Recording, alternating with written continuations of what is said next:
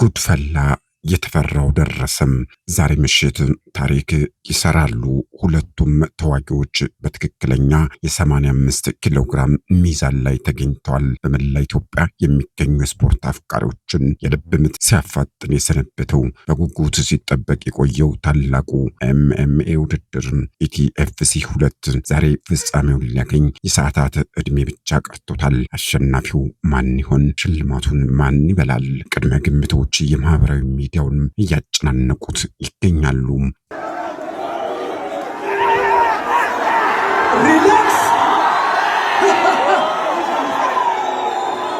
ፊት ለፊት መታየት ብቻ።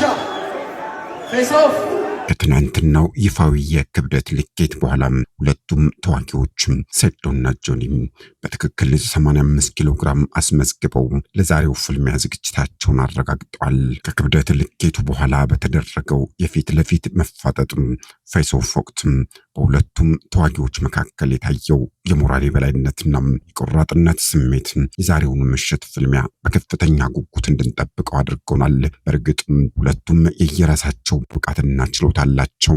ማን ያሸንፋል? ሰዓቱ ደርሶ የምናየው ይሆናል።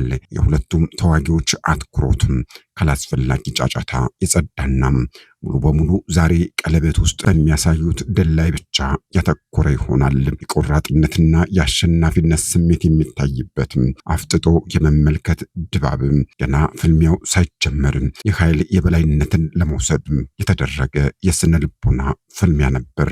ውስጣዊ ቁጣቸውንና ጉልበታቸውን ተቆጣጥረው ወደ ከፍተኛ ስፖርታዊ ዝግጁነት የለወጡት ሙያዊ ብቃት ታይቶባቸዋል።